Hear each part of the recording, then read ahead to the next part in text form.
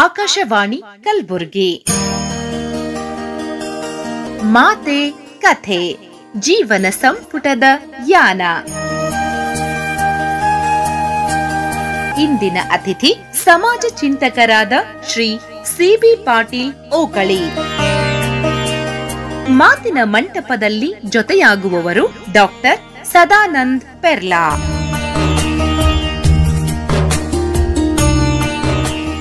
ಆತ್ಮೀಯ ಕೇಳುಗರಿಗೆಲ್ಲ ನಮಸ್ಕಾರ. ಮಾತೆ ಕತೆ ಈ ಕಾರ್ಯಕ್ರಮಕ್ಕೆ ಹೃತ್ಪೂರ್ವಕ ಸ್ವಾಗತ. ಇಂದಿನ ಮಾತೆ ಕಥೆಯಲ್ಲಿ ಬಹಳ ವಿಶಿಷ್ಟ ವ್ಯಕ್ತಿತ್ವದ ಒಬ್ಬ ಅತಿಥಿ ನಮ್ಮ ಜೊತೆಗಿದ್ದಾರೆ. ಒಂದು ಸಾಂಸ್ಕೃತಿಕವಾಗಿ, ಸಾಮಾಜಿಕವಾಗಿ, ರಾಜಕೀಯವಾಗಿ ತಮ್ಮನ್ನು ದುಡಿಸಿಕೊಂಡು ಎಲ್ಲಿಯೂ ಕೂಡ ಸದ್ದಿಲ್ಲದೆ ಕೆಲಸ ಮಾಡಿದವರು, ಜನಪ್ರಿಯತೆಗಾಗಿ ಅಥವಾ ಪ್ರಚಾರದ ಹಿಂದೆ ಹೋದವರಲ್ಲ. ಕಾಯ ವಾಚ ಮನಸ ಈ ಭಾಗದ ಜನರಿಗಾಗಿ ಮತ್ತು ತಾನು ನಂಬಿದ ತತ್ವಕ್ಕಾಗಿ ಅಂಟಿಕೊಂಡು ಕೆಲಸ ಮಾಡಿದವರು. ಎಲ್ಲಿಯೂ ಕೂಡ ಒಂದು ಕಪ್ಪು ಚುಕ್ಕೆ ಇಲ್ಲದೆ ಜೀವನವನ್ನು ಮಾಡಿರ್ತಕ್ಕಂಥ ಸಿ.ಬಿ. ಪಾಟೀಲ್ ಓಕಳಿ ಇವತ್ತು ತನ್ನ ಜೀವನ ಯಾನದ ಬಗ್ಗೆ, ತಾನು ನಡೆದು ಬಂದ ದಾರಿಯ ಅಂತರಂಗವನ್ನ ಬಿಚ್ಚಿಕೊಡಲಿದ್ದಾರೆ. ಸಿ.ಬಿ. ಪಾಟೀಲ್ ಓಕಳಿಯವರೇ, ತಮಗೆ ಹೃತ್ಪೂರ್ವಕ ಸ್ವಾಗತ ಮತ್ತು ನಮಸ್ಕಾರ. ನಮಸ್ಕಾರ ಓಕಳಿಯವರೇ, ಒಂದು ರೀತಿ ನಿಮ್ಮ ಬದುಕು ಬಹಳ ಸಾಧನೆಯ ಬದುಕು. ಎಲ್ಲ ಅವಕಾಶಗಳಿದ್ರೂ ತನ್ನ ಬಳಿಗೆ ಸ್ವಾರ್ಥಕ್ಕಾಗಿ ಬಳಸಿಕೊಳ್ಳದೆ ತಮ್ಮ ಬದುಕನ್ನ ಸವೆಸಿಕೊಂಡು ಬಂದವರು. ಏನ್ ಅನಿಸ್ತಾ ಇದೆ ಈ ಜೀವನವನ್ನ ನೋಡಿದಾಗ? ನನಗೆ ಬಹಳ ವಿಚಿತ್ರ ಅನಿಸ್ತದ. ಕಾಲೇಜಿನಲ್ಲಿ PUC ನಲ್ಲಿ ಇದ್ದಾಗ I joint student federation of India, state secretary ಕೆಲಸ ಮಾಡಿದೆ, SFI. ನನ್ನ ಜೊತೆಗೆ ಯಾರಿದ್ರಂದ್ರೆ G.V. ಶ್ರೀರಾಮ್ ರೆಡ್ಡಿ ಅಂತ 2 ಸರಿ MLA, ಹೀಸ್ ನೋ ಮೋರ್. ಹೌದು. Justice Gopal Gowda, he was our president, supreme court judge ಇದ್ರಲ್ಲ. ಆಮೇಲೆ M.K. ಭಟ್ ಅಂತ ಮಂಗಳೂರಿನವರು, ಹೀಸ್ ಎ ನ್ಯೂಕ್ಲಿಯರ್ ಸೈಂಟಿಸ್ಟ್. ಹೌದು. ಇಂಥವರೆಲ್ಲ ಸೇರಿ ಕೋಲಾರ್ನಲ್ಲಿ ಒಂದು 1972 ಕ್ಯಾಂಪ್ ಮಾಡಿದ್ವಿ, ಸ್ಟಡಿ ಕ್ಯಾಂಪ್ ಅಂತ. ಇಲ್ಲಿಂದ ನಾವು ಗಂಗಾಧರ್ ನಮೋಸಿ, ಖಾನ್ ಸಾಬ, ಆಮೇಲೆ ಬೇರೆದವರೆಲ್ಲ 4-5 ಜನ ಹೋಗಿದ್ದೀವಿ. SFI ಸೆಕ್ರೆಟರಿ ಮಾಡಿದ್ರು. ಇಲ್ಲಿ ಬಂದ ಮೇಲೆ ಪ್ರಾಬ್ಲಮ್ ಏನಾಯ್ತಂದ್ರೆ, ಮನೆಯಲ್ಲೆಲ್ಲ ಓದಿ ಬರೆದು ಏನನ್ನ ಮಾಡಿಸ್ಬೇಕಂತಂಬವರು ನಾವು ಇಲ್ಲಿ ಕಮ್ಯುನಿಸ್ಟ್ ಚಳವಳಿದಾಗ ಸೇರಿಬಿಟ್ವಿ. ಸೇರಿ PUC ಸೈನ್ಸ್ ಅಡ್ಮಿಷನ್ ತಗೊಂಡೇನಾ. ಸರ್, ಎಲ್ಲವನ್ನು ಬಿಟ್ಟು ಕಮ್ಯುನಿಸ್ಟ್ ಅನ್ನೇ ಯಾಕೆ ಆಯ್ಕೆ ಮಾಡ್ಕೊಂಡಿದ್ರಿ ಅಂತ? ಅಂದ್ರೆ ಒಂದು ಸ್ಟಡಿ ಕ್ಯಾಂಪ್ ಅಟೆಂಡ್ ಮಾಡಿದ್ಮೇಲೆ ಈ ಸಮಾಜದಲ್ಲಿ ಬದಲಾವಣೆ ತರಬೇಕು, ಎಲ್ಲರೂ ಒಳ್ಳೆ ರೀತಿನ ಬದುಕಬೇಕಂತ ಒಂದು ಸಿದ್ಧಾಂತ ಇತ್ತದು. ಹೌದು. ಆ ಸಿದ್ಧಾಂತ ನಂಬ್ಕೊಂಡು ಹೋದ್ವಿ ನಾವು. ನೋಡ್ರಿ, ಲೈಫ್ನಾಗ ಚೇಂಜಸ್ ಹೆಂಗ್ ಬರ್ತದ. ವೆಸ್ಟ್ ಬೆಂಗಾಲ್ನಾಗ ಶಂಕರ್ ಎಸ್ ರಾಯ್ ಅವ್ರ ಸರ್ಕಾರ ಇರ್ತದ. ಅಲ್ಲೊಂದು ಡಿಗಾ ಅಂತಿದೆ ಖರಗ್ಪುರ್ ಹತ್ರ, ಅಲ್ಲೊಂದು ಕ್ಯಾಂಪ್, ಸ್ಟಡಿ ಕ್ಯಾಂಪ್. ಅದರಲ್ಲಿ P. ಸುಂದರಯ್ಯ, ಆಂಧ್ರದ ದೊಡ್ಡ leader, he was CPM general secretary, Pramod Das Gupta, Jyoti Basu, ಆಮೇಲೆ N. ರಾಮ್ ಹಿಂದೂ ಎಡಿಟರ್, ಪ್ರಕಾಶ್ ಕಾರಾತ್ ಇವತ್ತು CPM ಜನರಲ್ ಸೆಕ್ರೆಟರಿ ಆಗಿ ರಿಟೈರ್ ಆದರು, ಸೀತಾರಾಮ್ ಯೆಚೂರಿ, ಇವರೆಲ್ಲ ಒಂದು 200 ಜನ ಹುಡುಗರಿದ್ದೀವಿ. ಅಲ್ಲಿ ಒಂದು 8 ದಿನ ಕ್ಯಾಂಪ್ ಅಟೆಂಡ್ ಆದ್ಮೇಲೆ ಏನನ್ನ ಮಾಡ್ಬೇಕು ಈ ದೇಶದಾಗ ಬದಲಾವಣೆ ತರ ಸಲಕಂತ ಒಂದು ಕಮಿಟ್ಮೆಂಟ್ ಬಂದ್ಬಿಡ್ತು. ಸೊ ವಾಪಸ್ ಬಂದ್ಮೇಲೆ ಇಲ್ಲೆಲ್ಲ ಸ್ಟೂಡೆಂಟ್ ಮೂವ್ಮೆಂಟ್ ಕಡಿದ್ವಿ. ದೊಡ್ಡ ಚಳವಳಿ ಆಯ್ತು ಇಲ್ಲೆಲ್ಲ 72ದಾಗ ಬರಗಾಲ ಬಿತ್ತು ನಮ್ಮಲ್ಲಿ, ಮಳೆ ಬರಲಿಲ್ಲ. ಅವಾಗ ದೇವರಾಜ್ ಅರಸ್ ಸರ್ಕಾರ ಇತ್ತು, B. ಶಿವಣ್ಣ ಅಂತ ಫೈನಾನ್ಸ್ ಮಿನಿಸ್ಟರ್ ಇದ್ರು. ನಮ್ಮ ಅಣ್ಣವರ ಫ್ರೆಂಡ್ ಆಗಬೇಕು, ನಮಗೂ ಎಲ್ಲ ಪರಿಚಯ. ನಾವು ಫೀ ಎಕ್ಸಾಮ್ಷನ್ಸ್ ಎಲ್ಲ ಸ್ಟ್ರೈಕ್ ಮಾಡಿದ್ವಿ. ಒಂದು ತಿಂಗಳಾರು ಗಂಟ್ಲೆ ದೊಡ್ಡ ಎಜುಕೇಶನ್ ಎಲ್ಲ ಬಂದ್ ಮಾಡೋದು, ಗುಲ್ಬರ್ಗ ಬಂದ, ಎಲ್ಲ ಕಾಲೇಜ್ ಬಂದ್ ಎಲ್ಲ ಮಾಡಿದ್ವಿ. ಒಂದಿನ ಫೈನಾನ್ಸ್ ಮಿನಿಸ್ಟರ್ ಬಂದ್ರೆ ಇಲ್ಲಿಗೆ, ಐವನ್ ಶಾಹಿದಾಗ ಭೇಟಿ ಎಲ್ಲ ಹೋದ್ವಿ ಶಿವಣ್ಣವ್ರಿಗೆ. ಒಂದು ಸುಮಾರು 4-5 ಸಾವಿರ ಜನ ಹುಡುಗರು ಇರಬೇಕು. ಒಳಗೆ ಐವನ್ ಶಾಹಿದಾಗ ಮಾತಾಡಕ್ ಹೋದ್ಮೇಲೆ ನನಗೆ ಹೇಳಿದ್ರು ಅವರು, ಆಯ್ತಪ್ಪ ಫೀಸ್ ಮಾಫ್ ಮಾಡೋಣ. ನಾನು ಉಸ್ಮಾನ್ ಯೂನಿವರ್ಸಿಟಿದಾಗ ಓದಾಗೆಲ್ಲ ಭಾಳ ಮಾಡಿದ್ದೀನಿ, ನಾನು ಎಲ್ಲರಿಗೂ ಹೆಲ್ಪ್ ಆಗ್ತಿತ್ತು ಮಾಡೋಣ ಅಂತ. ಅದು ಸುಮಾರು ಒಂದು 75 ಲಕ್ಷ ರೂಪಾಯಿ ಆಗ್ತದೆ ಸರ್ ಫೀಸಿಂದು. 75 ಲಕ್ಷ ಅವಾಗಂದ್ರೆ 72ದಾಗ ಭಾಳ ಆಯ್ತದು. ಸೊ ನಾಂದ ಇಲ್ಲಿ ಹೇಳಬೇಡ್ರಿ, ಹೊರಗಡೆ ಐವನ್ ಶಾಹಿದಾಗ ಬಂದು ಸ್ಟೂಡೆಂಟ್ಸ್ ಇದ್ರೆ ಅನೌನ್ಸ್ ಮಾಡ್ರಿ, ಪ್ರೆಸ್ ಮೀಟ್ ಕಾರ್ಡ್ ಹೇಳ್ರಿ. ಇವರು ಹೊರಗೆ ಬಂದ ಮೇಲೆ ಅನೌನ್ಸ್ ಮಾಡಿಬಿಟ್ರು, ದೇವರಾಜ್ ಅರಸ್ ಲೆಫ್ಟ್ ರೈಟ್ ತಗೊಂಡು finance minister he has last. ಈ ಪ್ರಕಟಣೆ ಕೊಟ್ಟು ಕ್ಯಾಬಿನೆಟ್ ನ ಡಿಸಿಷನ್ ಆಗ್ಬೇಕಂತ, ಬಟ್ ಮಾಡ್ಬಿಟ್ರು ಹಂಗೆ ಅವರು. B. Shivanna first time minister, ನಮ್ ಕಾಲಾಗ ಅವ್ರ ಮಿನಿಸ್ಟ್ರೇ ಕಳ್ಕೊಂಡ್ಬಿಟ್ಟ. ಹಿಂಗೆಲ್ಲ ಆಯ್ತಿದ್ದು. ಬಟ್ 70ಲಿಂದ 75, 70 ಅಟ್ಟು ಎಮರ್ಜೆನ್ಸಿ ಈ ಸ್ಟೂಡೆಂಟ್ ಮೂವ್ಮೆಂಟ್ ಬಹಳ ದೊಡ್ಡ ಲೆವೆಲ್ನಾಗ ಇರ್ತೀವಿ ಗುಲ್ಬರ್ಗ್ನಾಗ. ಹೋಟೆಲ್ದಾಗ ಒಂದು 5 ಪೈಸೆ ರೇಟ್ ಏರಿದ್ರೆ ಇಮಿಡಿಯೇಟ್ ಎಲ್ಲ ಕಾಲೇಜ್ಗಳು ಬಂದ್ ಮಾಡಿ ಇದು ಮಾಡ್ತಿದ್ವಿ, ಇಮಿಡಿಯೇಟ್ ಸಾಲ್ವ್ ಮಾಡಬೇಕು. ಅಥವಾ ನಾವೇನ್ ಮಾಡಿದ್ವಿ, ನಮ್ದೇ ಒಂದು ರೇಟ್ ಅನೌನ್ಸ್ ಮಾಡ್ತಿದ್ವಿ ನಾವು, ಇಷ್ಟೇ ಅಂತ. ನೀವು ಹೋಟೆಲ್ದಾಗ ಹೋಗ್ತೀನ್ರಿ, ಅವ್ನ ರೇಟ್ ಹೇಳಿದ್ ಕೊಡೋದಿಲ್ಲ, ಇಷ್ಟು ನಮ್ ರೇಟ್ ಇದು. ಸೊ ಇದು ದೊಡ್ಡ ಜಗಳ ಆಯ್ತಿದ್ದು. ಸರ್, ಸಬ್ಸಿಡಿ ರೇಟ್ ಮೇಲೆ ಕಾಲೇಜ್ದಾಗ ಒಂದೊಂದು ಹೋಟೆಲ್ ತೆಗೀರಿ, ಈ ಕ್ಯಾಂಟೀನ್ ತೆಗಿಸ್ತೀವಿ ಗೌರ್ಮೆಂಟ್ ಕಡೆಯಿಂದ. ಸೊ ಬಹಳ ಸಾರಿ ಹೋಟೆಲ್ ಪಿಕೆಟಿಂಗ್ ಆಯ್ತು, ಈ ಎಲ್ಲ ಕಿತ್ತಿ ಹಾಕಿ ಬಿಡ್ಸಾಗ್ಬಿಡ್ತಿದ್ವು. ಇಷ್ಟೆಲ್ಲ ಸ್ಟೂಡೆಂಟ್ ಮೂವ್ಮೆಂಟ್ ಆದ್ರೂ ನಮ್ದು ಏನಿತ್ತು ಅಂದ್ರೆ ಓದೋ ಕಾಲಕ್ಕೆ ಏನು ಮಾಡ್ತಿದ್ದಿಲ್ಲ ನಾವು. ಎಲ್ಲರೂ ಹೋಗಿ ಇಲ್ಲಿ ಗಾರ್ಡನ್ದಾಗ ಖಿಲಾದಾಗ ಎಲ್ಲ ಓದ್ತಿದ್ರು. ಮಾಸ್ ಕಾಪಿ ಮಾಡೋದು ಅವಾಗೂ ಚಟ ಇತ್ತು. Mass copy against strike. ಓಹೋ, ಬಹಳ ಒಳ್ಳೆ ಹೋರಾಟ ಅದು. ನಾನು ನೋಡ್ತೀನಿ, ನಾನು ನಮ್ಮ ರೂಮ್ನಾಗೆಲ್ಲ ಕುಂತ ಎಲ್ಲ ಕಾಪಿ ಮಾಡ್ತಾ ಇದಾರೆ. ಪ್ರಿನ್ಸಿಪಾಲ್ ಬಲ್ಲದೆ ಏನ್ ಇದು ಎಕ್ಸಾಮ್ ಏನಿದೆ ಹೆಂಗೆ ನಾ ಕಾಪಿ ಮಾಡಲ್ಲ ಅಂತ ಹೇಳಿದ್ರೆ, ಓದಿದೀವಿ ನಾನು ಬರೀಲಿಕ್ಕೆ ಬರ್ತದ ಬರೀತೀನಿ, ಬಟ್ ಇದು this is too much, education ಅಲ್ಲ ಇದು ಅಂತ ಹೇಳಿದ್ರೆ. ಬಟ್ ಬಹಳ ಮುಖ್ಯವಾಗಿ CB ಪಾಟೀಲ್ ಓಕಳಿಯವರು ಒಂದು ಓಕಳಿ ಮನೆತನದಿಂದ ಬಂದವರು. ಏನು ಈ ನಿಮ್ಮ ಹೆಸರಿನ ಮುಂದೆ ಓಕಳಿ ಅಂತ ಇದೆ ಅಲ್ಲ? ಗುಲ್ಬರ್ಗಲಿಂದ ಒಂದು 30 ಕಿಲೋಮೀಟರ್ ಮೇಲೆ ಊರಿದೆ ಓಕಳಿ ಅಂತ, ಕಮಲಾಪುರ ತಾಲೂಕನಾಗ. ಈಗ ನಮ್ಮ ಫಾದರ್ಗೂ ಹಳ್ಳಿ ನ್ಯಾಯಾಧೀಶ ಅಂತಿದ್ರು ಭೀಮರಾವ್ ಪಾಟೀಲ್ಗೆ. ನಮ್ಮ ಫಾದರ್ ಇರತನ ನಮ್ಮ ಊರದ ಯಾವ ಕೇಸ್ಗಳು ಪೊಲೀಸ್ ಸ್ಟೇಷನ್ ಹೋಗ್ತಿದ್ದಿಲ್ಲ, ಕರೆದು ಹೇಳ್ತಿದ್ರು, ಕೇಳ್ತಿದ್ರು. ಅವ್ರು ಏನ್ ಕೃಷಿ ಕುಟುಂಬನ? ಕೃಷಿ ಕುಟುಂಬ. ತಂದೆಯವರ ಹೆಸರೇನು? ಭೀಮರಾವ್ ಪಾಟೀಲ್. ತಾಯಿ ಕಾಶಮ್ಮ ಪಾಟೀಲ್ ಅಂತ. ಎಷ್ಟು ಜನ ಮಕ್ಕಳು ಅವ್ರಿಗೆ? ನಮ್ಮ ಫಾದರ್ಗೆ ನಮ್ಮ ತಾಯಿದಾರ ಇಬ್ರು, 4 ಜನ ಅಕ್ಕರು, ನಮಗ 2 ಬ್ರದರ್ಸ್, ನಾನು ನಮ್ಮ ಅಣ್ಣ ಇಬ್ರು. ಅವ್ರು KPSC ಚೇರ್ಮನ್ ಆಗಿ ರಿಟೈರ್ ಆದ್ರು ಲಾಸ್ಟ್ಗೆ. ಏನ್ ಹೆಸರು? BB ಪಾಟೀಲ್ ಓಕಳಿ ಅಂತ. ನಿಮ್ಮ ವ್ಯಕ್ತಿತ್ವ ಇಷ್ಟು ದೊಡ್ಡದು ಅರಳಬೇಕಾಗಿದ್ರೆ ಅದಕ್ಕೆ ಬಹಳ ಮೂಲಭೂತವಾಗಿ ಮನೆಯಿಂದ ಒಂದು ಸಂಸ್ಕಾರ, ಒಂದು ಪ್ರೇರಣೆ ಸಿಗಬೇಕು. ಹಾಗೆ ನಿಮ್ಮ ಮನೆಯಿಂದ ನಿಮಗೆ ಪ್ರೇರಣೆ ಕೊಟ್ಟವರು ಯಾರು? ನಿಮ್ಗೆ ಹೇಳ್ಬೇಕಂದ್ರೆ ಸಾಮಾನ್ಯ ಮನೆ ನಮ್ದು, ಬಟ್ ಅಲ್ಲೆಲ್ಲ ಚಂದ್ರಶೇಖರ್ ಪಾಟೀಲ್ ಬರ್ತಿದ್ರು, ವೀರೇಂದ್ರ ಪಾಟೀಲ್ ಬರ್ತಿದ್ರು, ಧರಮ್ ಸಿಂಗ್ ಬಂದಿದ್ರು, ಎಲ್ಲ MLAಗಳೆಲ್ಲ ಬರ್ತಿದ್ರು ಅಲ್ಲಿ. ನಮ್ಮ ಫಾದರ್ ಒಂಥರ ನಿಸ್ವಾರ್ಥ ಲೀಡರ್ಶಿಪ್ ಅದು. ಕಮಲಾಪುರದಿಂದ 3 ಕಿಲೋಮೀಟರ್ ಮೇಲೆ ನಮ್ಮ ಊರಿದೆ. ಸರ್ಕಾರದವ್ರು ರೋಡ್ ಮಾಡಿಲ್ಲ ಅದಕ್ಕೆ. ನಮ್ಮ ತಂದೆಯವರ ನೇತೃತ್ವದಾಗ ಪ್ರತಿಯೊಂದು ಮನೆಯಿಂದ ಅಮಾವಾಸ್ಯೆ ದಿವಸ ಗುದ್ಲಿ ಸಲ್ಗಿ ತಗೊಂಡು ಬಂದು ಆ ಗುಡ್ಡ ಎಲ್ಲ ಕಡ್ದು ರಸ್ತೆ ಮಾಡಿದ್ದು ನಮ್ಮ ಊರವರು, ಸರ್ಕಾರ ಮಾಡಿದ್ದಲ್ಲ, ಆಮೇಲೆ ಸರ್ಕಾರ ಮಾಡ್ತದ. ಸೊ ಅಂತದೆಲ್ಲ ಇನ್ಸ್ಪಿರೇಷನ್ ಇತ್ತು ನನಗೆ. ನಾನು ಜೀನ್ಸ್ನಾಗ ಬಂದಿರ್ತದ. ಈಗ ನಿಮ್ಮ ಪ್ರಾಥಮಿಕ ಶಿಕ್ಷಣ ಮತ್ತು ಕಾಲೇಜ್ ಶಿಕ್ಷಣ ಎಲ್ಲೆಲ್ಲಿ ಆಯ್ತು? ನಂದು ಪ್ರಾಥಮಿಕ ಶಿಕ್ಷಣ 1 to 4 ನಮ್ಮ ಓಕಳಿಯಲ್ಲಿ ಆಯ್ತು. 4ನೇ ತನನೇ ಇತ್ತು ನಮ್ಮ ಊರಾಗ. 5ನೇ 6ನೇ ಕಮಲಾಪುರದಲ್ಲಿ ಕಲಿತೆ.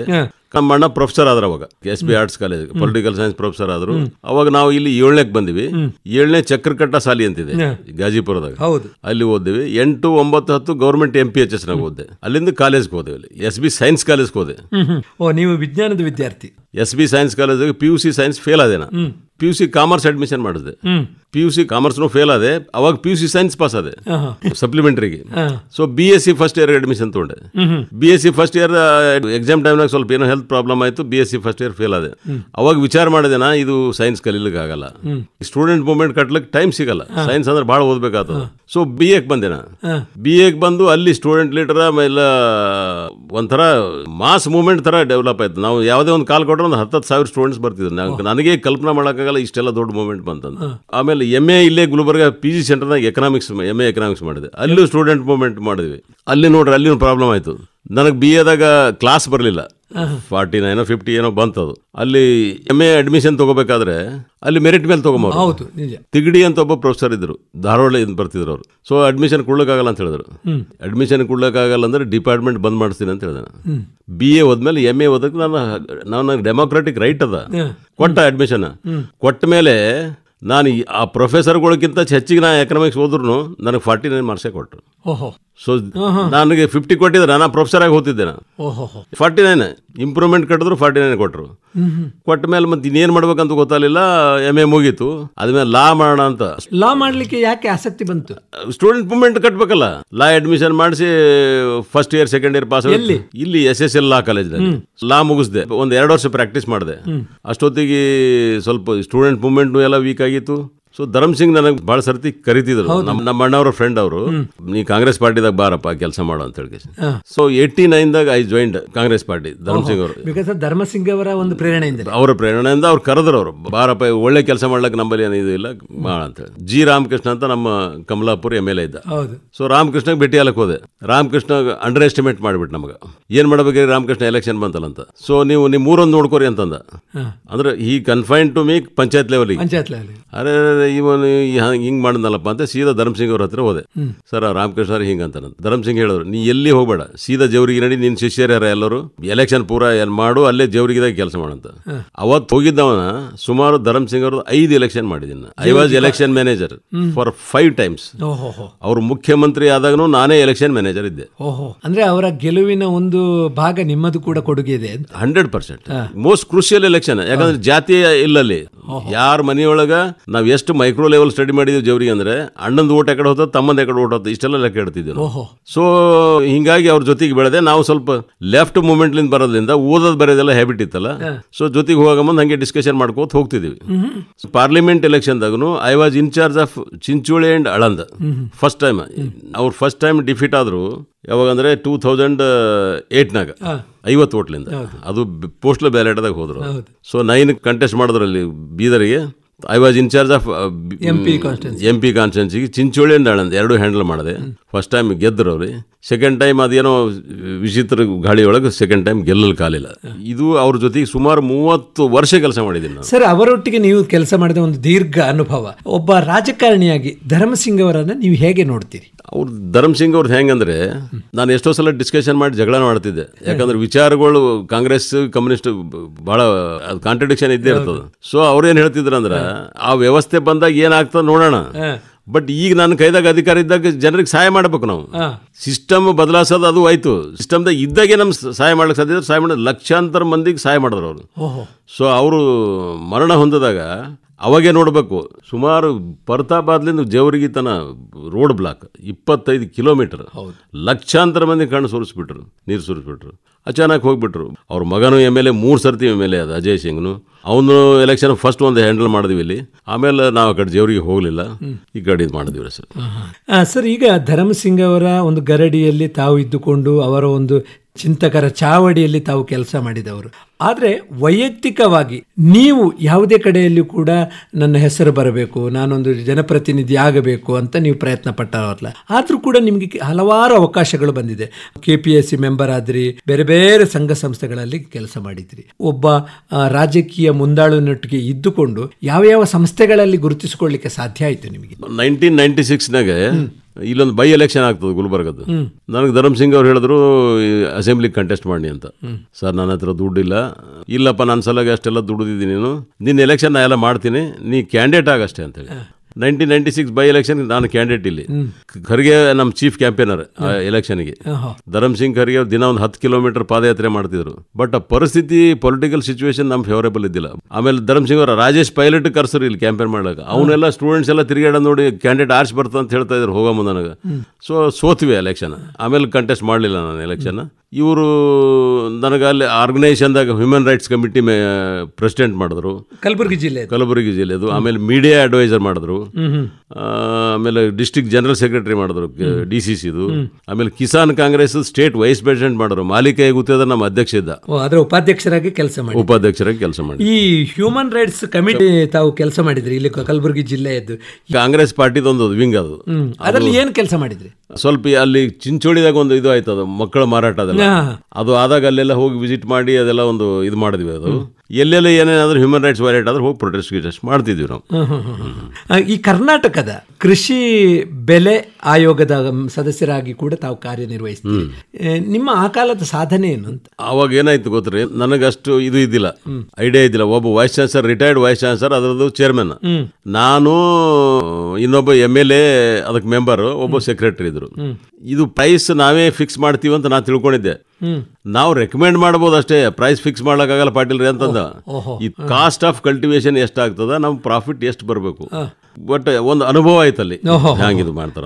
ಆದ್ರೆ ನೀವು ಬಹಳ ವಿಶೇಷವಾಗಿ ಒಂದು ವಿದೇಶದ ಸಂಪರ್ಕವನ್ನು ಕೂಡ ಪಡೀಲಿಕ್ಕೆ ಆಯಿತು. ಬೇರೆ ಬೇರೆ ಕಮಿಟಿಗಳಲ್ಲಿ, ಅಸೋಸಿಯೇಷನ್ಗಳಲ್ಲಿ ಪಾಲ್ಪಡೆದು ಎಲ್ಲೆಲ್ಲಿ ಹೋಗಿದ್ರಿ, ಏನು ಅನುಭವ ನಿಮ್ದು? ನನಗೆ ಈ ಇಂಡೋ ಚೈನಾ ಫ್ರೆಂಡ್ಶಿಪ್ ಅಸೋಸಿಯೇಷನ್ ಅಂತ ನೆಹರು ಅವರು ಸ್ಥಾಪನೆ ಮಾಡಿದ್ದದು. ಪಾಲಿಟಿಕ್ಸ್ ಅಲ್ಲದು. ಅಲ್ಲಿನ ಜನ ಇಲ್ಲಿಗೆ ಬರ್ತಾರ, ಇಲ್ಲಿ ಸಾಮಾಜಿಕ ವ್ಯವಸ್ಥೆ ನೋಡ್ಕೋತಾರ, ನಾವು ಅಲ್ಲಿಗೆ ಹೋಗ್ತೀವಿ, ಸಾಮಾಜಿಕ ವ್ಯವಸ್ಥೆ ನೋಡ್ಕೋತೀವಿ. ಸ್ಟೇಟ್ ಸೆಕ್ರೆಟರಿ ಅದೇನ. ನಾ 1999ದಾಗ ಫಸ್ಟ್ ಟೈಮ್ ಚೈನಾಕ್ ಹೋದೆ ಸರ್. ನೋಡ್ರಿ ಹೆಂಗದ ಆ ಸಾಮಾಜಿಕ ವ್ಯವಸ್ಥೆ, ಈ ಸಾಮಾಜಿಕ ವ್ಯವಸ್ಥೆ. ಬೇಜಿಂಗ್ ಹೋಗಿ ಇಳಿದಾಗ ಸುಮಾರು 6 ಗಂಟೆ ಏನಾಗಿರ್ಬೇಕು. ಅಲ್ಲಿ ನಮಗೆ ರಿಸೀವ್ ಮಾಡ್ಲಕ್ಕ ನನಗೆ ಐ ವಾಸ್ ಥ್ರಿಲ್ಡ್. ಅಲ್ಲಿ ನಾವು 5 ಜನ ಇದೀವಿ. ಹೋಗ್ರಾಗ ವೆಲ್ಕಮ್ ಟು CB ಪಾಟೀಲ್ ಹೋಗ್ಕೊಂಡು ಬೋರ್ಡ್ ಹಿಡ್ಕೊಂಡು ನಿಂತಿದ್ದ ಬೇಜಿಂಗ್ನಾಗ. 5 ಸ್ಟಾರ್ ಹೋಟ್ಲಾಗ ಹೋಗಿ ಇಳಿಸಿದ್ರು. ಅಲ್ಲಿ ಕುಂತು ಊಟ ಮಾಡಮ್ಮಂದು ನೋಡ್ತಿದ್ದೆ. ನಮ್ಮಲ್ಲಿ ಯೂಶಲಿ ಹೆಂಗಿದೆ ಅಂದ್ರೆ ಡ್ರೈವರ್ ಇದ್ರೆ ಅವ್ನು ಎಲ್ಲೋ ಬೇರೆ ಕುಂತು ಊಟ ಮಾಡಬೇಕು. ಅಲ್ಲಿ ಡೆಪ್ಟಿ ಕಮಿಷನರ್ ಲೆವೆಲ್ನ ಆಫೀಸರ್ ಬಂದು ನಮಗೆ ರಿಸೀವ್ ಮಾಡ್ದ. ಅಲ್ಲೆಲ್ಲ ಸಂಜೆಗೆ 7:30ಗೆ ಊಟ ಮಾಡ್ತಾರೆ ಅಲ್ಲಿ. ಫಸ್ಟ್ ಟೈಮ್ ಹೋಗಿದ್ರೆ ಡಿಗ್ನಿಟಿ ಆಫ್ ಲೇಬರ್ ಇದೆ ಅಲ್ಲಿ, ನಂಬಲಿಲ್ಲ. ಇಲ್ಲಿ ಮನುಷ್ಯರಿಗೆ ತಿಳಿಯಲ್ಲ ಅಲ್ಲಿ, ಬಟ್ ಮನುಷ್ಯರನ್ನು ತಿಳಿದು ಅಲ್ಲಿ ಮಾಡ್ತಾರೆ. ಡಿಗ್ನಿಟಿ ಆಫ್ ಲೇಬರ್ ಇದೆ. ನಾನು ಬೆಳಿಗ್ಗೆ ಎದ್ದು ಪೇಪರ್ ಇಲ್ಲೇ ಓದೋ ಚಟ ನಮಗ, ಪೇಪರ್ ಇಲ್ಲ ಅಂತ ಕೇಳ್ದ ರಿಸೆಪ್ಷನಿಸ್ಟ್. What paper? ಅಲ್ಲೇ ಕಾಂಟ್ರಡಿಕ್ಷನ್ ಬರೋದು ಯಾವ ಪೇಪರ್ಗಳೇ ಇಲ್ಲ ಅಲ್ಲಿ. ಇಲ್ಲಿ ನಂಗೆ ಅವ್ನು ಹಂಗೆ ಮಾಡ್ದ, ಇವನು ಹಿಂಗೆ ಏನು ಬರೋದಿಲ್ಲ. ಅವನಿಗೆ ಅರ್ಥನೇ ಆಗಲಿಲ್ಲ. ಫಸ್ಟ್ ನಾನು can I go outside ಅಂತ ಕೇಳಿದೆ. You can go, it no problem, security ಯಾಕಂದ್ರೆ ನಾವು ಹೊರದೇಶದವರಲ್ಲ. ಸೊ ನಾನು TN ಸ್ಕ್ವೇರ್ನಾಗ ಎಲ್ಲ ತಿರುಗಾಡಿ ನೋಡಿದೀನಿ, ಎಲ್ಲಿ ಪೇಪರ್ ಇಲ್ಲ ಏನಿಲ್ಲ. ಕೊನೆಗೆ ಬಂದು ಕೇಳಿದೆ ಅವರಿಗೆ, ಗೌರ್ಮೆಂಟ್ ಪ್ರೋಗ್ರಾಮ್ ಇರ್ತದ ಅಷ್ಟೇ, ಅದ್ರಾಗ ಏನು ಇರಲ್ಲ, ಅದು ಕಾಂಟ್ರಡಿಕ್ಟರಿ ನ್ಯೂಸೇ ಇರಲ್ಲ, ಏನೂ ಇರಲ್ಲ ಅದು ಅಂತ ಹೇಳ್ದ. ಹಿಂದಿನ ಕಡೆ ಪೀಪಲ್ಸ್ ಡೈಲಿ ಅಂತ ಯಾವುದೋ ಬರ್ತದ ಸಿಕ್ತು, ಅದ್ರಾಗ ಏನು ನಮ್ಮಂತ ಪೇಪರ್ ಯಾವ ಇರಲಿ. ಅದು ಡೆವಲಪ್ಮೆಂಟ್ ಬಗ್ಗೆನೇ ಹೇಳ್ತಿರ್ತಾರೆ. ಸೊ ಸುಮಾರು ಒಂದು 8 ದಿವಸ ಅದು ಗ್ರೇಟ್ ವಾಲ್ ಆಫ್ ಚೈನಾ ನೋಡಿದ್ವಿ, ಆ ಫಾರ್ಬಿಡನ್ ಸಿಟಿ ಅಂತಿದೆ, ಬಹಳಷ್ಟೆಲ್ಲ ಟೂರಿಸ್ಟ್ ಪ್ಲೇಸಸ್ ಎಲ್ಲ ತೋರಿಸಿದ್ರು. ಬಟ್ ಜನರಿಗೆ ನಾವು ಅಪ್ರಿಸಿಯೇಟ್ ಮಾಡಬೇಕು, ನಿಮ್ಮ ಮನೆಗೂ ನೋಡ್ಕೊಳ್ಳಲ್ಲ, ಅಷ್ಟು ಕೇರ್ಫುಲ್ ಆಗಿ ನೋಡ್ಕೊಳ್ತಾರೆ ಹೊರದೇಶದ. 8 ದಿನ ಇದ್ರೆ ಬರೋ ಕಾಲಕ್ಕೆ ಏರ್ಪೋರ್ಟ್ ತನಕ ಬಿಡ್ತಾರೆ ಅವ್ರು ಬಂದು. ಅವ್ರ ಕಣ್ಣ ನೀರು ಬರ್ತದೆ, ನಮ್ಮ ಕಣ್ಣೂ ನೀರು ಬರ್ತದೆ, ಅಷ್ಟು ಆತ್ಮೀಯತೆ ಬೆಳೀತದೆ. ನನಗೆ ವಾಪಸ್ ಬರ್ತಾ ಏನು ಅನ್ನಿಸ್ತು, ನಮ್ಗೆ ಅನ್ನಿಸ್ತಾ ನಾವು ಒಂದು 100-150 ವರ್ಷ ನಾವು ಹಿಂದಿರ್ಬೇಕು ಚೈನಾಕ್ಕಿಂತ ಅಂತ ಅನಿಸ್ತಿತ್ತು ನನಗೆ ವಾಪಸ್ ಬರೋ. ಆಮೇಲೆ 5 ಸಲ ಚೈನಾ ವಿಸಿಟ್ ಮಾಡಿದ್ದೀನಿ, ಆಲ್ಮೋಸ್ಟ್ ಹಾಫ್ ಆಫ್ ಚೈನಾನ ತಿರುಗಾಡಿದ್ದೀನಿ. ಒಂದು ಬುಲೆಟ್ ಟ್ರೈನ್ ಎಕ್ಸ್ಪೀರಿಯನ್ಸ್ ಹೇಳ್ಬೇಕಾದ್ರೆ 700 ಕಿಲೋಮೀಟರ್ ಬುಲೆಟ್ ಟ್ರೈನಾಗ ಟ್ರಾವೆಲ್ ಮಾಡೋ ಬಂತು ನಮಗೆ ಟೈಮ್. ಸೊ 700 ಕಿಲೋಮೀಟರ್ ಅಂದ್ರೆ ಆಲ್ಮೋಸ್ಟ್ ಬೆಂಗಳೂರಿಂದ ಸೋಲಾಪುರಕ್ಕೆ ಬಂದಂಗೆ. ಅದು 450 ಕಿಲೋಮೀಟರ್ ಸ್ಪೀಡ್ನಾಗ ಟ್ರೈನ್ ಹೋಗ್ತದೆ. ಅದು ಯು ಕೆನಾಟ್ 100 ಮಿನಿಟ್ನಾಗ 700 ಕಿಲೋಮೀಟರ್ ಟ್ರಾವೆಲ್ ಮಾಡಿಬಿಟ್ಟ ಅವನು. ಟ್ರ್ಯಾಕಿಗೆ ಎಷ್ಟು ಖರ್ಚು ಎಲ್ಲ ಬರ್ತಂದ್ರೆ 1 ಕಿಲೋಮೀಟರ್ಗೆ 250 ಕೋಟಿ ರೂಪಾಯಿ ಬರ್ತದೆ ಅಂತ ಹೇಳಿದ್ರು. ಡೆವಲಪ್ ಮಾಡಿದಾರೆ ಅವರು. ಜನರಿಗೆ ಮೊಬಿಲಿಟಿ ಇದೆ, ಎಲ್ಲಿ ಬೇಕಲ್ಲಿ ಕೆಲ್ಸಕ್ಕೆ ಹೋಗ್ತಾರ. ಆಮೇಲೆ ನಮ್ಮಲ್ಲಿ ನಂಗೆ ಅನ್ಎಂಪ್ಲಾಯ್ಮೆಂಟ್ ಖಾಲಿ ತಿರುಗಾಡೋರು ಯಾರು ಅಲ್ಲಿ ನೀವು ಚೈನಾದಾಗ ಯಾರು ಸಿಗಲ್ಲ, ಕೆಲಸ ಮಾಡಲೇಬೇಕು. ನಿಜವಾದ ಬಸವಣ್ಣನ ದೇಶ ಅಂದ್ರೆ ಅದು ಕಾಯಕವೇ ಕೈಲಾಸ. ನಮ್ಮಲ್ಲಿ ಮಾತಾಡ್ತಾರಷ್ಟೇ, ಯಾರು ಕೆಲಸ ಮಾಡಲ್ಲ, ಬಟ್ ಅಲ್ಲಿ ಕೆಲಸ ಮಾಡೇ ಊಟ ಮಾಡ್ತಾರೆ. ಹಾಗೆ ನೀವು ಈ ಒಂದು ಶ್ರೀಲಂಕಾದಲ್ಲಿ south east Asia friendship association constitution ಕಮಿಟಿಯಲ್ಲಿ ಕೂಡ ಸದಸ್ಯರಾಗಿದ್ರಲ್ಲ? ಹೌದು, ಅದೊಂದು ಸೌತ್ ಈಸ್ಟ್ ಏಷ್ಯನ್ ಕಂಟ್ರೀಸ್ ಒಂದು ಫ್ರೆಂಡ್ಶಿಪ್ ಅಸೋಸಿಯೇಷನ್ ಮಾಡಿದ್ವಿ. ಅದರೊಳಗೆ ಚೈನಾ, ಶ್ರೀಲಂಕಾ, ನೇಪಾಳ, ಆಮೇಲೆ ಪಾಕಿಸ್ತಾನ, ಮಾರಿಷಸ್, 15-16 ಕಂಟ್ರಿ ಜನ ಎಲ್ಲ ಬಂದಿದ್ರು. ಶ್ರೀಲಂಕಾ ಎಲ್ಲ ತಿರುಗಾಡಿ ನೋಡಿದ್ವಿ ನಾವು. ಬಹಳ ನಮಗೆ ಒಂದು ಮರ್ಯಾದೆ ಕೊಟ್ಟು. ಸೊ ಆ ಕಾನ್ಸ್ಟಿಟ್ಯೂಷನ್ ಕಮಿಟಿ ಮೆಂಬರ್ ನಾನಾಗಿದ್ದೆ. 2 ಸಲ ಶ್ರೀಲಂಕಾಕ್ಕೆ ಹೋಗಿ ಆ ಕಮಿಟಿಯಲ್ಲಿ ಭಾಗವಹಿಸಿ ಬಂದಿದ್ದೀನಿ. CB ಪಾಟೀಲ್ ಓಕಳಿಯವರೇ, ಈ ರೀತಿ ವಿದೇಶ ಪ್ರವಾಸ, ಈ ರೀತಿಯ ಜನರ ಸಂಪರ್ಕದಿಂದ ನಿಮ್ಮ ವ್ಯಕ್ತಿತ್ವಕ್ಕೆ ಯಾವ ರೀತಿ ಅದು ಪೂರಕ ಆಯಿತು ಅಂತ? ನನಗೆಲ್ಲ ಜಗತ್ತೆಲ್ಲ ತಿರುಗಾಡಿ ನೋಡಿದ್ಮೇಲೆ ಇಲ್ಲಿ ಪಬ್ಲಿಕ್ IQ ನೋಡ್ತೀನಿ, ಜನರ ತಿಳುವಳಿಕೆ ಏನೇನೂ ಇಲ್ಲ. ಇನ್ನೂ ಭಾಳ ಕೆಳಗಿದ್ವಿ ನಾವು. ಎಜುಕೇಷನ್ ಸಿಸ್ಟಮ್ದಾಗ ಒಂದು ದೊಡ್ಡ ರೆವಲ್ಯೂಷನ್ ಆಗಬೇಕು. ತಿಳುವಳಿಕೆ ಭಾಳ ಕೊರತೆ ಭಾಳ ಇದೆ ನಮ್ಮಲ್ಲಿ ಅಂತ ಅನಿಸ್ತಿತ್ತು ನನಗೆ. ಜನರಲ್ ಮೆಂಟಾಲಿಟಿ ನೋಡಿದ್ರೆ ಇಲ್ಲಿ ಏನೂ ಇಲ್ಲ, ಇಲ್ಲಿ ಇನ್ನೂ ಬದಲಾಗಬೇಕು, ಇನ್ನೂ ಭಯಂಕರ ಬದಲಾಗಬೇಕು.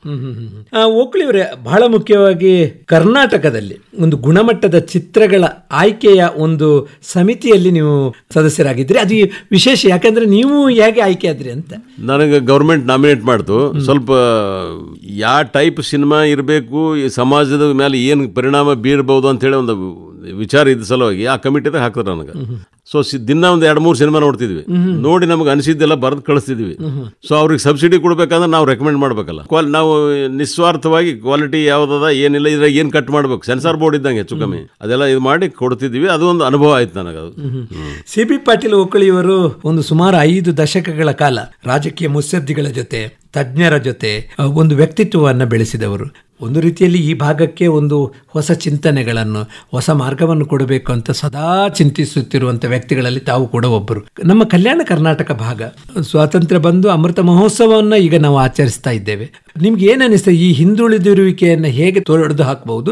ಜೊತೆಗೆ ನಮಗೆ ಆರ್ಟಿಕಲ್ 371J ಬಂದಿದೆ, ಅದರ ಫಲಶ್ರುತಿಯ ಬಗ್ಗೆ ತಾವೊಬ್ಬ ಹಿರಿಯ ವ್ಯಕ್ತಿಯಾಗಿ ಎಲ್ಲವನ್ನ ಕಂಡುಂಡು ಅನುಭವಿಸಿದವರು, ಏನು ಹೇಳಲಿಕ್ಕೆ ಇಚ್ಛಪಡ್ತೀರಿ? 371J ಬಗ್ಗೆ ಹೇಳಬೇಕಾದ್ರೆ ಇಲ್ಲಿ ವೈಜನಾಥ್ ಪಾಟೀಲ್ ಅಂತಿದ್ರು. ಅವರು ಎಲ್ಲ ಕಡೆ ಮೂವ್ಮೆಂಟ್ ಮಾಡ್ಕೋತಿದ್ರು. ಬಟ್ ಲಕ್ ಹೆಂಗ್ ಬರ್ತ ನೋಡ್ರಿ, ಈ ಭಾಗದ್ದು ಧರಮ್ ಸಿಂಗ್ ಅವರು, ಖರ್ಗೆ ಅವರು ಪಾರ್ಲಿಮೆಂಟ್ ಹೋದ್ರು. ಈ ಭಾಗಕ್ಕೆ ಏನನ್ನ ನಾವು ಮಾಡಬೇಕು, 2/3 ಮೆಜಾರಿಟಿ ಬರಬೇಕು, ಆಮೇಲೆ ಎಲ್ಲ ಕಡೆಯಿಂದ ರೆಫರ್ ಆಗಿ ಕ್ಲಿಯರ್ ಆಗ್ಬೇಕು. ಅದು ವೈಜನಾಥ್ ಪಾಟೀಲ್ ಹೋರಾಟ ಮಾಡೋರು ಇವರಿಬ್ಬರಲ್ಲಿ ಪಾರ್ಲಿಮೆಂಟ್ ಇದ್ದ ಸಲ 371J ಇದು ಆಯ್ತು. ಈ ಭಾಗಕ್ಕೆ ಮೆಡಿಕಲ್ ಸೀಟ, ಇಂಜಿನಿಯರಿಂಗ್ ಸೀಟ, ಎಂಪ್ಲಾಯ್ಮೆಂಟ್ದಾಗ ರಿಸರ್ವೇಷನ್ ಎಲ್ಲ ಬಂದು ಸ್ವಲ್ಪ ಜನರಿಗೆ ಸಹಾಯ ಆಗ್ಯದ ಅನ್ನಿಸ್ತದೆ. ಇನ್ನೂ ಪೂರ್ತಿ ಆಗಿಲ್ಲ, ಇದು ಇನ್ನೂ ಬಹಳಷ್ಟು ಆಗಬೇಕಾಗಿದೆ. ಇನ್ನು ಶಿಕ್ಷಣದಲ್ಲಿ ಕ್ರಾಂತಿ ಆಗಬೇಕು, ಸ್ಕೂಲು, ಕಾಲೇಜು, ಯೂನಿವರ್ಸಿಟಿಗಳೆಲ್ಲ ಆಗಬೇಕು, ಎಂಪ್ಲಾಯ್ಮೆಂಟ್ ಜನರೇಟ್ ಆಗಬೇಕು. ಈಗ KKDB ಅಧ್ಯಕ್ಷ ಅಜಯ್ ಸಿಂಗ್ ಆಗಿದ್ದಾರೆ, ಅವ್ರಿಗೆ ಮಾತಾಡಿ ಹೇಳಿದೀವಿ ನಾವು ಸ್ವಲ್ಪ ಏನನ್ನ ಹೊಸ ಪ್ಲಾನ್ ಮಾಡಿ ಏನನ್ನ ಒಂದು ಬದಲಾವಣೆ ಬರಂಗ್ ಮಾಡ್ಬೇಕಂತ. ಯಾಕಂದ್ರೆ 371J ಬಂದು ದಶಮಾನೋತ್ಸವದ ಸಂಭ್ರಮದಲ್ಲಿದ್ದೇವೆ ನಾವು. ಹೌದು, ಮೊದಲು 1,000 ಕೋಟಿಯನ್ನು ಕೊಟ್ಟಿದ್ರು, ಆಮೇಲೆ 1,500 ಸಿದ್ದರಾಮಯ್ಯ ಅವರು ಕೊಟ್ಟರು, ಈಗ 5,000 ಕೋಟಿ ಫಂಡ್ ಕೊಟ್ಟಿದ್ದಾರೆ. ನಾವು ಕರೆಕ್ಟ್ ಪ್ಲಾನ್ ಮಾಡಿ ಒಂದು ಏನನ್ನ ಮಾಡಿದ್ರೆ ಈ ಭಾಗ ಬೆಂಗಳೂರಿಗೆ ಮ್ಯಾಚ್ ಮಾಡ್ಲಿಕ್ಕೆ ಸಾಧ್ಯ ಇದೆ. ಒಕ್ಕಲಿವರೇ, ನಿಮ್ಮ ದೃಷ್ಟಿಯಲ್ಲಿ ಈ ಭಾಗದ ಅಭಿವೃದ್ಧಿಗೆ ಮೂಲಭೂತವಾಗಿ ಯಾವ ಕ್ಷೇತ್ರದ ಅಭಿವೃದ್ಧಿಗೆ ಹೆಚ್ಚಿನ ಒತ್ತು ಕೊಡಬೇಕು ಅಂತೀರಿ? ನಮ್ಮಲ್ಲಿ ಏನಾಗಿದೆ ಅಂದ್ರೆ, ಇಷ್ಟು ಗುಲ್ಬರ್ಗ ಇಷ್ಟು ದೊಡ್ಡ ಸಿಟಿ ಇದ್ರೂ ಯಾವ ಇಂಡಸ್ಟ್ರಿನೂ ಇಲ್ಲ. ಇಂಡಸ್ಟ್ರಿ ಇಲ್ಲ, ಎಂಪ್ಲಾಯ್ಮೆಂಟ್ ಸಿಗಲ್ಲ. ಹೌದು ಹೌದು. ಆಮೇಲೆ ನಿಮಗೆ ಅಗ್ರಿಕಲ್ಚರ್ ಪ್ರಾಬ್ಲಮ್ ಏನಾಗಿದೆ ಅಂದ್ರೆ, ನಾನು ಅಗ್ರಿಕಲ್ಚರ್ ಫ್ಯಾಮಿಲಿಯಿಂದ ಬರೋದು ನೋಡ್ತೀನಿ. ನೀವು ಅಗ್ರಿಕಲ್ಚರ್ ಆಲ್ಮೋಸ್ಟ್ ಕ್ಲೋಸ್ ಆಗೋ ಸ್ಥಿತಿ ಬಂದಿದೆ. ಇನ್ನೊಂದು 10 yearsನಾಗ ನಾವು ಫುಡ್ ಕ್ರೈಸಿಸ್ ಫೇಸ್ ಮಾಡ್ಬೋದು ಇಡೀ ದೇಶನೇ. ಹಳ್ಳಿಯಿಂದ ಜನ ಬಿಟ್ಟು ಓಡ್ತಾ ಇದ್ದಾರೆ. ಯಾಕೆ ಓಡ್ತಾ ಇದಾರೆ ಅಂದ್ರೆ, ಅವ್ರಿಗೆ ಅಲ್ಲಿ ವರ್ಕೌಟ್ ಆಗ್ತಾ ಇಲ್ಲ, ಕೆಲಸ ಸಿಗ್ತಾ ಇಲ್ಲ, ಹಿಂಗಾಗಿ ಸಿಟಿ ಕಡೆ ಓಡ್ತಾ ಇದ್ದಾರೆ. ಸಿಟಿದಾಗ ದೊಡ್ಡ ಸಮಸ್ಯೆ ಇದೆ ಇಲ್ಲಿ ಎಂಪ್ಲಾಯ್ಮೆಂಟ್, ಯಾಕಂದ್ರೆ ಇಂಡಸ್ಟ್ರಿ ಇಲ್ಲ. KKDB ದವರೆಲ್ಲ ಕುಂತು ವಿಚಾರ ಮಾಡಿ ಈ ಭಾಗಕ್ಕೆ ಏನನ್ನ ಇದು ಮಾಡಕ್ಕೆ ಸಾಧ್ಯ ಇದೆ. ಬಟ್ ಆ ಪೊಲಿಟಿಕಲ್ ವಿಲ್ ಇದ್ದವ್ರು ಬರಬೇಕು, ಅದು ಜನರದ ಪ್ರೆಷರ್ ಬೇಕು. ಬಹಳ ಒಳ್ಳೆಯ ಆಲೋಚನೆ. ಪಾಟೀಲ್ರೆ, ಈಗ ಒಂದು ರೀತಿಯಲ್ಲಿ ಈ ರೀತಿ ಸಾಮಾಜಿಕವಾಗಿ ನಿಮ್ಮನ್ನು ತೊಡಗಿಸಿಕೊಂಡ್ರು. ಓಕಳಿ ಅನ್ನುವ ಒಂದು ಮನೆತನಲ್ಲೇ ಸಂಸ್ಥೆಗಳನ್ನು ಏನಾದರೂ ಕಟ್ಟಿಕೊಂಡಿದ್ದೀರಾ ಶಿಕ್ಷಣಕ್ಕಾಗಿ? ಹೀಗೆ ಏನಾದರೂ ವ್ಯಕ್ತಿತ್ವ ವಿಕಾಸ ಎಜುಕೇಶನ್ ಸೊಸೈಟಿ ಅಂತ ಮಾಡಿದ್ದಾರೆ ನಮ್ಮ ಬ್ರದರು. ಇಂಗ್ಲಿಷ್ ಮೀಡಿಯಂ ಇದೆ, ಕನ್ನಡ ಮೀಡಿಯಂ ಇದೆ. ಕನ್ನಡ ಕಾನ್ವೆಂಟ್ ಅಂತ ಹೆಸರಿಟ್ಟು ಸ್ಕೂಲ್ ತೆಗೆದಿದ್ದು ಗುಲ್ಬರ್ಗದಾಗ ನಮ್ದೇ ಸ್ಕೂಲ್ ಅದು, ಮತ್ತೆ ಯಾವುದೂ ಇದ್ದಿಲ್ಲ. ಈ ಕಾನ್ವೆಂಟ್ಗಳು ಬೇಡ ತೆಗೆದಿದ್ದು ನಮ್ಮ ಇಂಗ್ಲಿಷ್ಗೆ ಸಂವಾದಿಯಾಗಿ ಕನ್ನಡದಲ್ಲಿ ಕೂಡ ಕಾನ್ವೆಂಟ್ ಆಗ್ತದೆ. ಬಹಳ ಒಳ್ಳೆ ಆಲೋಚನೆ ಮಾಡೋದು. ಒಳ್ಳೆ ಎಜುಕೇಶನ್ ಕೊಡ್ತಾ ಇದ್ದಾರೆ. ವಿದ್ಯಾರ್ಥಿಗಳಿದ್ದಾರೆ, ಸುಮಾರು ಸಾವಿರಾರು ವಿದ್ಯಾರ್ಥಿಗಳಿದ್ದಾರೆ. ನಮ್ಮ ಜಯರಾಜ್ ಪಾಟೀಲ್ ನಮ್ಮ ಅಣ್ಣವ್ರ ಮಗ ನೋಡ್ಕೊತಾ ಇದ್ದಾನೆ. ಬಟ್ ಒಳ್ಳೆ ಎಜುಕೇಶನ್, ಕ್ವಾಲಿಟಿ ಎಜುಕೇಶನ್ ಕೊಡ್ತಾ ಇದ್ದಾರೆ. So they have maintain standard. ತಾವು ಒಂದು ಪರಿಶುದ್ಧ ರಾಜಕಾರಣಿಯಾಗಿ ಒಂದು ಬದಲಾವಣೆಯನ್ನ, ಒಂದು ಪ್ರಗತಿಯನ್ನ, ಅಭಿವೃದ್ಧಿಯನ್ನ ದೃಷ್ಟಿಕೋನದಲ್ಲಿ ಇಟ್ಟುಕೊಂಡವರು. ಈಗಿನ ರಾಜಕಾರಣ ನೋಡಿದಾಗ ನಿಮ್ಗೆ ಏನು ಅನಿಸ್ತದೆ? ಈಗ ನನಗೆ ಅನಿಸ್ತದ, ಫ್ರಾಂಕ್ ಆಗಿ ಹೇಳ್ಬೇಕಾದ್ರೆ, politicians they have stopped thinking. ಜನರಿಗೆ they have taken for granted. ಇದು ಬಹಳ ದಿನ ನಡೆಯಲ್ಲ. ಒಂದು 96% ಜನರಿಗೆ ಏನಂತ ಗೊತ್ತಿಲ್ಲ. 96%. 2% ಜನ ಇಂಗ್ಲಿಷ್ ಪೇಪರ್ ಓದ್ತಾರ ನಮ್ಮ ದೇಶದಾಗ. ನಾವು 4% ಜನರಿಗೆ ಏನೋ ಗೊತ್ತಾಗ್ತದೆ. ಹೀಗಾಗಿ ಇಟ್ ಹ್ಯಾಸ್ ಬಿಕಮ್ ಹಿಂದಕ್ಕೆ ಹೆಂಗ ರಾಜರಿದ್ದಾರಲ್ಲ, ಡೈನೆಸ್ಟಿಕ್ ರೂಲ್ ಅಂತ, ಈಗ ಒಂದೊಂದು ಫ್ಯಾಮಿಲಿಗಳು ರೂಲ್ ಮಾಡ್ತಾ ಅಂತ ಪರಿಸ್ಥಿತಿ ಬಂದಿದೆ. And it has become business.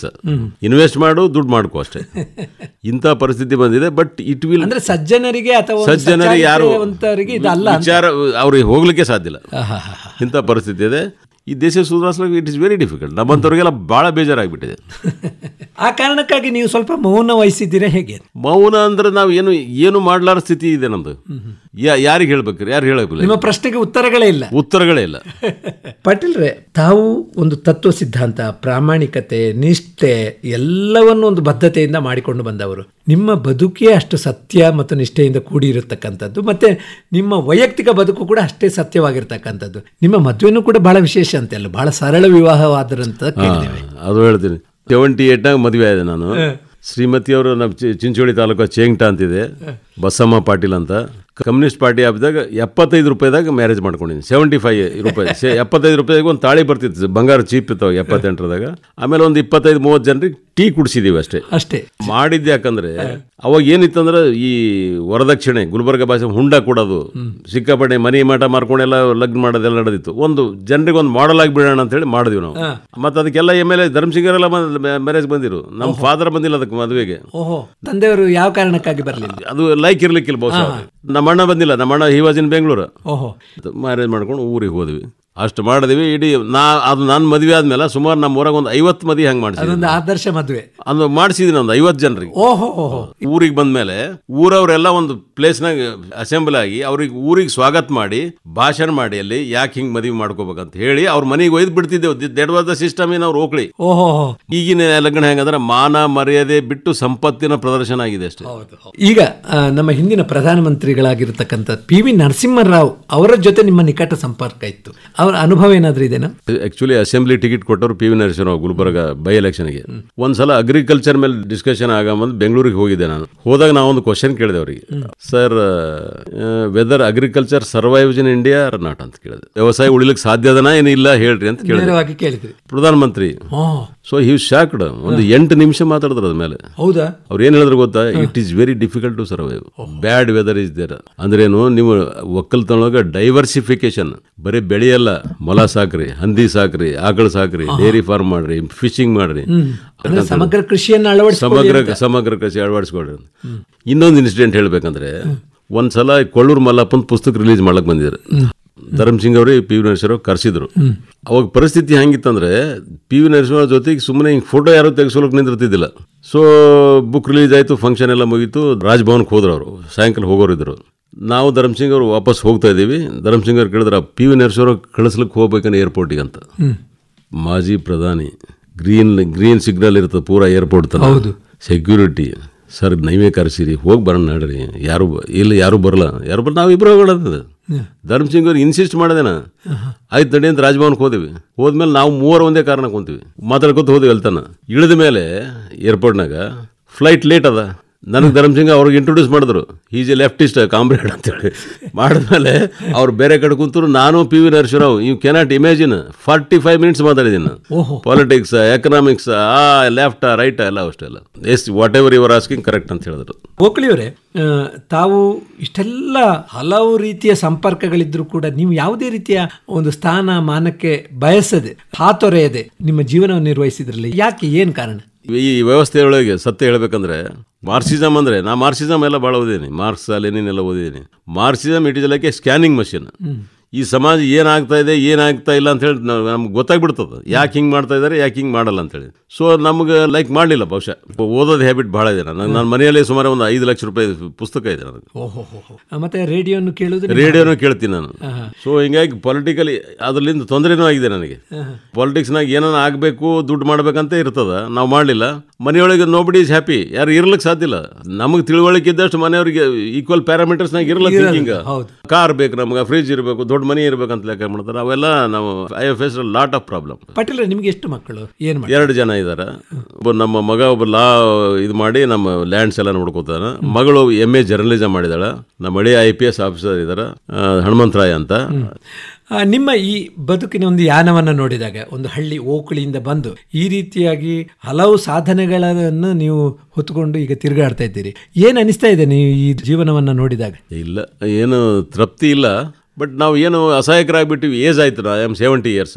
ಏನು ಮಾಡ್ಲಿಕ್ಕಾಗಲಿಲ್ಲಲ್ಲ. ಏನು ದೇಶದಾಗ ಬದಲಾವಣೆ ತರಬೇಕಂತ ಹೋದ್ವಿ, ನಾವೇ ಸಾಮಾಜಿಕ ವ್ಯವಸ್ಥೆಗೆ ಸರೆಂಡರ್ ಆಗ ಪಾಳಿ ಬಂತ ಅಂತ ಅನಿಸ್ತದ. ಒಂದೊಂದ್ಸರಿ ಬೇಜಾರಾಗ್ಬಿಡ್ತದೆ.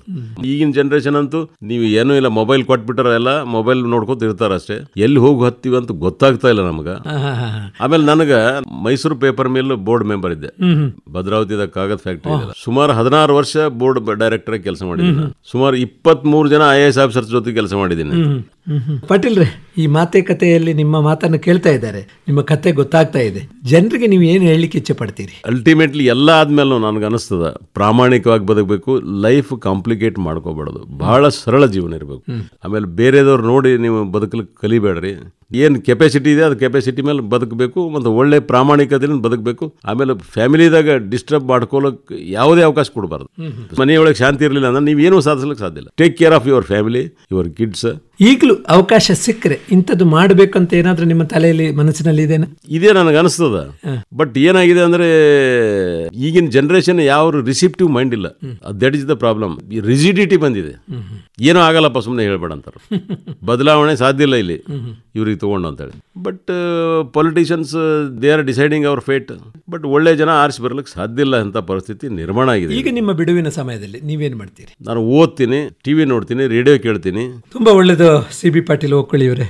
ಬದುಕು ಯಾವ ರೀತಿ ಬದಲಾಗುತ್ತೆ ಮತ್ತು ಯಾವ ರೀತಿ ಅವಕಾಶಗಳನ್ನು ಬಳಸಿಕೊಂಡು ನಮ್ಮ ವ್ಯಕ್ತಿತ್ವವನ್ನು ಅರಳಿಸಬಹುದು, ಮತ್ತು ಅತ್ಯಂತ ಮೇಧಾವಿಗಳ ಜೊತೆ, ರಾಜಕೀಯ ಮುತ್ಸದ್ದಿಗಳ ಜೊತೆ ಇದ್ದುಕೊಂಡು ಈ ಭಾಗದ ಬಗ್ಗೆ ಸದಾ ಚಿಂತನೆ ಮಾಡ್ತಾ ಇನ್ನೂ ಕೂಡ ಕೆಲಸ ಕಾರ್ಯಗಳನ್ನ ನೋಡ್ತಾ ಇದ್ದೀರಿ. ಆರೋಗ್ಯಪೂರ್ಣವಾದಂಥ ಬದುಕನ್ನ ಮಾಡ್ತಾ ಇದ್ದೀರಿ. ಮುಂದಿನ ದಿನಗಳಲ್ಲಿ ಕೂಡ ನಿಮ್ಮದೇ ಆದ ಆಲೋಚನೆಗಳು ಸಾಕ್ಷಾತ್ಕಾರಗೊಳ್ಳಲಿ, ಅದನ್ನು ನೀವು ನೋಡುವಂಥ ದಿನಗಳು ಬರಲಿ ಅಂತ ಆಶಿಸ್ತಾ, ಮಾತೆ ಕಥೆಯಲ್ಲಿ ನಿಮ್ಮ ಜೀವನ ಯಾನದ ಸಂಪುಟವನ್ನು ನಮ್ಮ ಕೇಳುಗರಿಗೆ ತೆರೆದುಕೊಟ್ಟಿದ್ದೀರಿ. ಎಲ್ಲ ಕೇಳುಗರ ಪರವಾಗಿ ನಿಮಗೆ ಹೃತ್ಪೂರ್ವಕ ವಂದನೆಗಳು. ನಮಸ್ಕಾರ. ನಮಸ್ಕಾರ. ನಮಸ್ಕಾರ. ಇದುವರೆಗೆ ಮಾತೆ ಕಥೆ ಜೀವನ ಸಂಪುಟದ ಯಾನ ವಿಶೇಷ ಕಾರ್ಯಕ್ರಮ ಕೇಳಿದಿರಿ. ಇಂದಿನ ಅತಿಥಿ ಸಮಾಜ ಚಿಂತಕರಾದ ಶ್ರೀ CB ಪಾಟೀಲ್ ಓಕಳಿ. ಮಾತಿನ ಮಂಟಪದಲ್ಲಿ ಜೊತೆಯಾದವರು ಡಾಕ್ಟರ್ ಸದಾನಂದ್ ಪೆರ್ಲಾ. ಸಂಕಲನ ಲಕ್ಷ್ಮೀಕಾಂತ್ ಪಾಟೀಲ್.